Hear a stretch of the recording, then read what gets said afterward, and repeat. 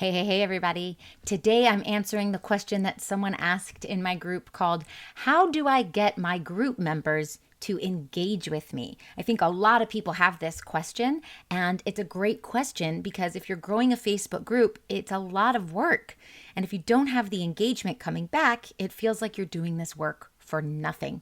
So let's get into it. How do I get my group members to engage with me? Stick around. You're listening to Marketing Tips with Meliss podcast.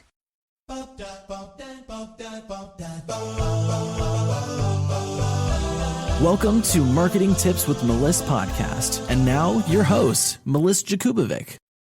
Okay, I love this question because Facebook groups are amazing. They're a very powerful tool. They're a great way to get a bunch of people who have some similarity together to build a community. But I want to start off by saying, only start a Facebook group if it is something that you can actually commit to building. It takes a lot of time to do it. And if you are too quick to start a group when you're not ready, your group is going to be silent and you're going to be working really, really hard with no return on your investment. Starting a Facebook group is just like starting a new social media platform and getting ready to batch create content, come up with valuable content, and spend a lot of time there. You've heard me say it before in many podcast episodes that I don't want you to be on every platform because then you're spreading yourself too thin unless you have a team behind you and that can back you up, that you are able to lean on them to help keep you active there. So you want to be on one social media platform at a time until you've mastered it. When you open up a Facebook group, it's like you're in another social media platform. So you only want to add the group to your to-do list when you are at a point in your business where you are ready and able to spend the necessary time it takes to build it up and nurture it. Okay, so putting that aside, it's really important to know your numbers. A lot of times people come to me and they say, Meliss, I started a Facebook group. I post in there every day. I'm working so hard.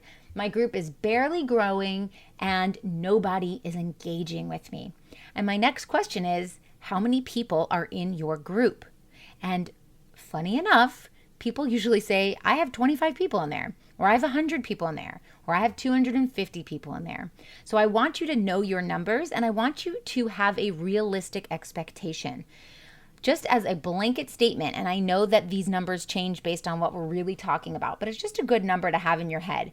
Everything converts at 1% at a minimum, which means it could convert at less than 1%.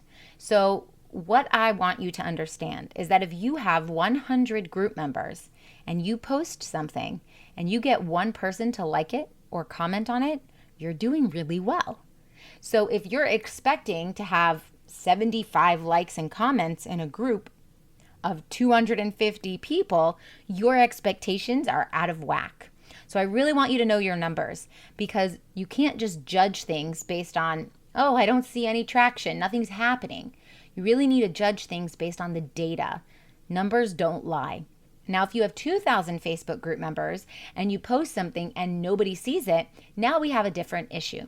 So if you're asking people to engage with you, let's figure out who wants to engage, why they want to engage, and what's going to get them to engage. So the first thing I would suggest is to ask them what they want. Make a poll and say, hi, I'd like to know what you want. I want to provide for you X, Y, and Z. Tell me which things you'd like to see more of and give them some options. When you spoon feed people, they're more likely to respond than if you wait for them to come up with something because that takes time. A lot of people don't have time or they don't have the energy or they read it and they go, oh, I'll get back to that later. So put the poll answers in there for them so all they have to do is tap once with their finger. Now, if they want to add in extra options for the multiple choice, they can do that. But make sure that you at least spoon feed them 2 to 5 options so all they have to do is tap. And that's going to give you a lot of intel into what your group members actually want. Also, engaging with your group members means being fun. So I want you to post in there something open-ended, something that they can answer really, really quickly. It doesn't require lots of thought. It's fun. And these are engagement questions. I call them engagement triggers. And they might sound like fluff and they might be really stupid, but the fact of the matter is they get people to engage. So you could ask a question like, do you like tacos or do you like pizza? Now, that might have nothing to do with your group, and you might feel like, I don't want to post about that. That's not what this group is about. And I get that, and I understand that, and I respect that.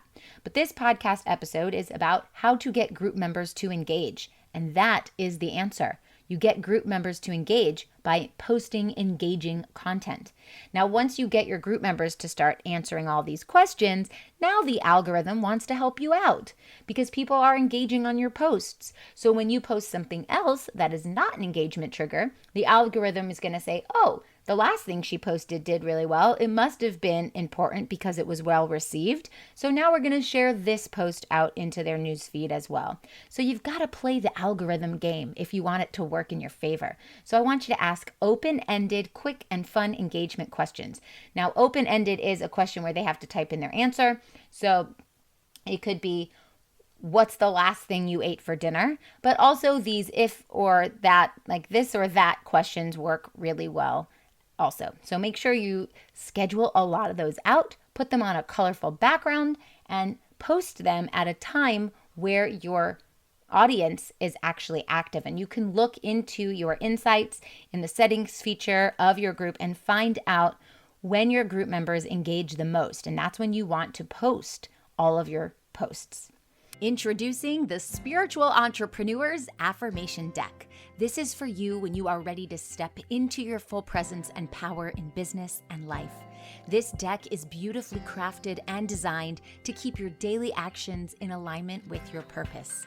Help heal the world and use your gifts to their fullest potential to make a big impact in other people's lives while making a living doing it. Get your Spiritual Entrepreneur's Affirmation Deck right now exclusively at melissmarketing.com/shop. The other thing you can do is you can tag people. Now, don't be annoying with this and tag everybody all the time on every post. But if you know that someone in your group has an interest in something specific and you're posting about that specific thing, then tag them because that's helpful. So you want to think of tagging as, I want to share this with you because I want to be helpful, not I want to share this with you because I want to annoy you. If you come at it with, I'm an annoying person and I'm tagging you, people are going to leave your group or totally ignore you. And if you come at it where I know you have this issue or this concern or this interest, I want to share this with you because I think you'll like it. Now you become a friend and you're helpful. Also, when someone joins your group, there are questions that you can ask them. These questions are a really important part of your strategy when it comes to building a Facebook group. So one question that you want to ask is to find out what they're there for. Why are they there? Find out what they need right now, and then as you collect those answers, you should be creating content that has to do with those answers. So for example, in my group, one of the questions is, what is the next big thing that you want to tackle in your business right now? And I get answers every day. I'd say 70% of them are about getting clients. So that's why most of my content is about getting clients. But if someone asks a question, for example, how do I get my group members to engage?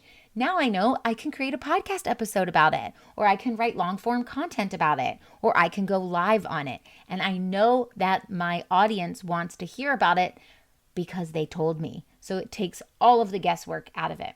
The other thing is you want to stay really organized. Use the guides in your Facebook group. So I have guides in my group that are organized by category. Every single time I go live or I have guest experts come in to do world-class trainings, or if I have past clients come in to talk about their experience in my Marketing with Intention program, all of those things get stored in a guide. It's super organized. So when people come into my group, they can easily find what they're looking for. That's going to help them engage.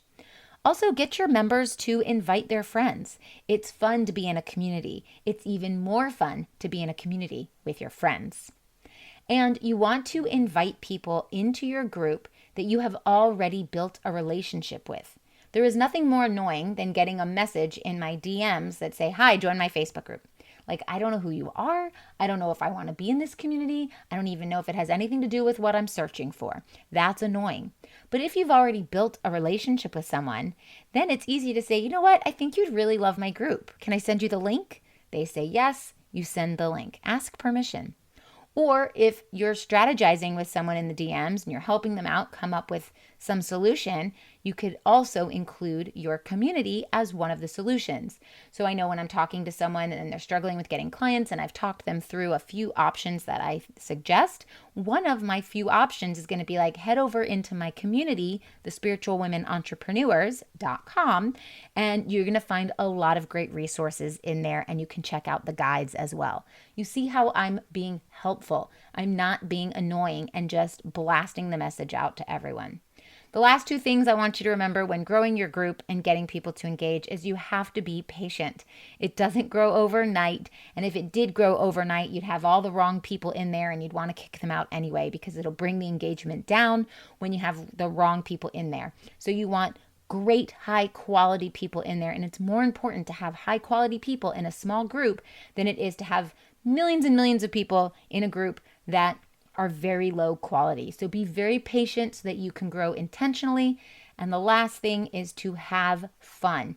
Don't make this stressful, make it fun. If you can create a fun environment, a fun community, people will be more likely to engage than if it's just very stressful. Okay, I hope this helps, and I'll talk to you soon. Thanks for listening to the Marketing Tips with Meliss podcast at www.marketingtipswithmeliss.com. Oh, wait, before you go, I've got a special invitation for you, so listen up. Join thousands of spiritual women, entrepreneurs, coaches, healers, and business owners in a cozy community to learn effective and aligned strategies to grow and scale your business through organic marketing and so much more. I'm inviting you to join my free community called the Spiritual Women Entrepreneurs to lift one another up in business, spirituality, finances, and emotional support. Visit spiritualwomenentrepreneurs.com. See you on the inside.